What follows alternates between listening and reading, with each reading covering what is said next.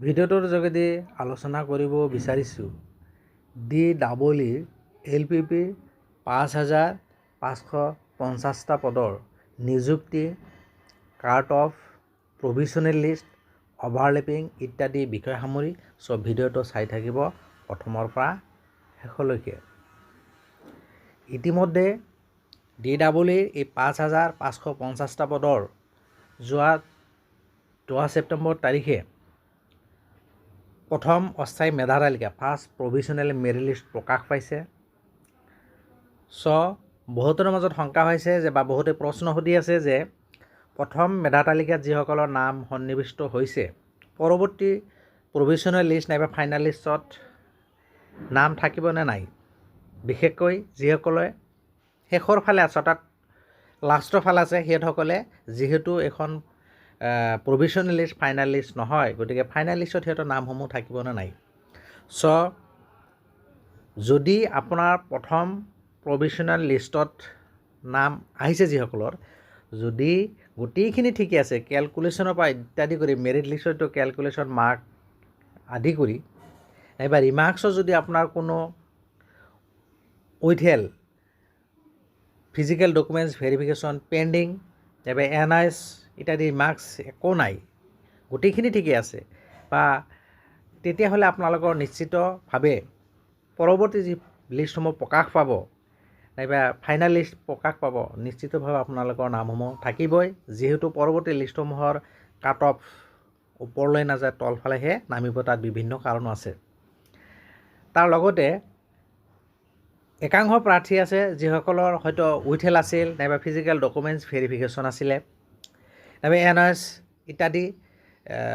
কাৰণ হৈ আছে, গতিকে সিহঁতৰ যদি ডকুমেণ্টছ ভেৰিফিকেশ্যনত প্ৰয়োজনীয় ডকুমেণ্টছ ছাবমিট কৰা নাইবা ভেৰিফিকেশ্যন এটেণ্ড নহয় আৰু একাংশৰ NIS প্ৰাৰ্থী আছিল সিহঁতৰ ডকুমেণ্টছ যদি ছাবমিট কৰিব নোৱাৰে, তেতিয়াহ'লে আপোনালোকৰ যিখন পৰৱৰ্তী মেৰিট লিষ্ট প্ৰকাশ পাব নাইবা ফাইনেল লিষ্ট প্ৰকাশ পাব সেই লিষ্টত হয়তো নামসমূহ নাথাকিবও পাৰে। যিহেতু আজি যিসকল NIS NISৰ অধীনত DLED কৰিছিলে সিহঁতসকলৰ বাবে আজি লাষ্ট ডেট, যিহেতু NISৰ DLEDৰ যিসকল প্ৰাৰ্থী আছিলে সিহঁতসকলৰ UDISৰ লগতে স্কুল নেমসমূহ আপলোড কৰিব দিছিলে। যোৱা 25 তাৰিখৰ পৰা আজি লাষ্ট ডেট আছিলে। NISৰ যিসকল প্ৰাৰ্থী আছে সিহঁতসকলে আপোনালোকে আজি এই ডকুমেণ্টছখিনি যিসকলে আপলোড কৰা নাই কৰি দিব, নহ'লে আপোনালোকৰ প্ৰভিশ্যনেল লিষ্টত যদিও নাম আছে কিন্তু পৰৱৰ্তী লিষ্ট নাইবা ফাইনেল লিষ্টৰ নামসমূহ কিন্তু নাথাকিব।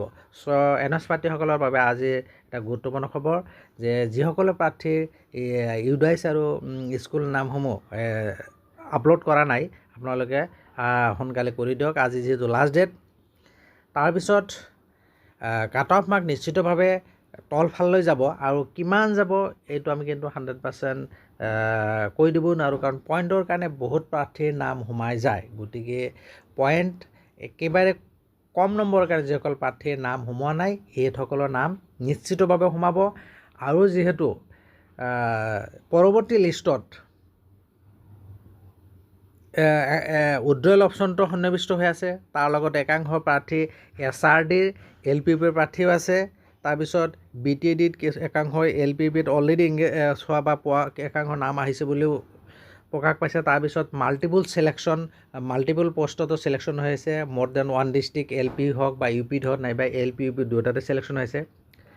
যিহেতু এই গোটেইখিনি সামৰি কি হ'ব পৰৱৰ্তী লিষ্টসমূহ প্ৰকাশ পাব, গতিকে ছেকেণ্ড যিখন প্ৰভিশ্যনেল লিষ্ট প্ৰকাশ পাব সেই লিষ্টসমূহত নিশ্চিতভাৱে কাট অফ মাৰ্কছ ডাউনেই হ'ব, খুব বেছি ডাউন নহ'ব, কিবা এটা ডাউন হোৱাৰ চান্স আছে পইণ্টৰ ফালে। তাৰপিছত আৰু এবাৰ যিহেতু মুখ্যমন্ত্ৰী ইতিমধ্যে উল্লেখ কৰিছে LPUPৰ লিষ্টৰ আগতে GT আৰু PGTৰ পষ্ট ফাইনেল লিষ্ট প্ৰকাশ পাব, বিশেষকৈ 15 তাৰিখৰ সিফালে প্ৰকাশ পাব। আৰু এই লিষ্টৰ পিছতে LPUPৰ অভাৰলেপিঙৰ প্ৰব্লেমটো ছল্ভ কৰাৰ কাৰণে LPUPৰ পষ্ট 15 পৰা 20 তাৰিখৰ ভিতৰত ফাইনেল লিষ্ট প্ৰকাশ পাব বুলি কৈছে। আৰু যিহেতু গ্ৰেজুৱেট পষ্টত বিশেষকৈ BEd প্ৰাৰ্থীসকলেহে থাকে, গতিকে আৰু যিহেতু LP ক্ষেত্ৰত BEdটো প্ৰযোজ্য নহয়, গতিকে UP ছেকশ্যনত বিশেষকৈ গ্ৰেজুৱেট আৰু পষ্ট গ্ৰেজুৱেটৰ লিষ্ট প্ৰকাশ পোৱাৰ পিছত যিটো উইড্ৰল ছিষ্টেমটো উইড্ৰল অপশ্যনটোত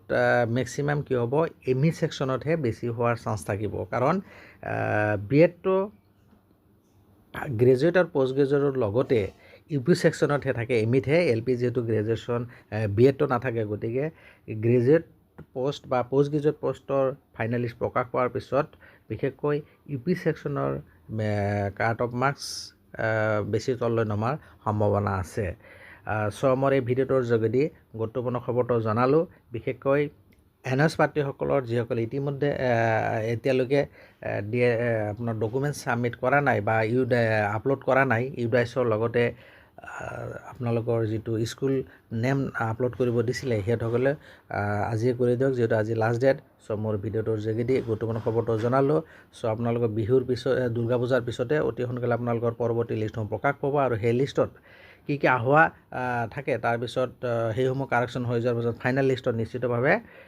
আপোনালোকৰ ভাল খবৰ আহিব মোৰ ভিডিঅ'টো যদি এইখন খবৰ জনালোঁ ভিডিঅ' ভাল লাগিলে লাইক আৰু শ্বেয়াৰ কৰিব ধন্যবাদ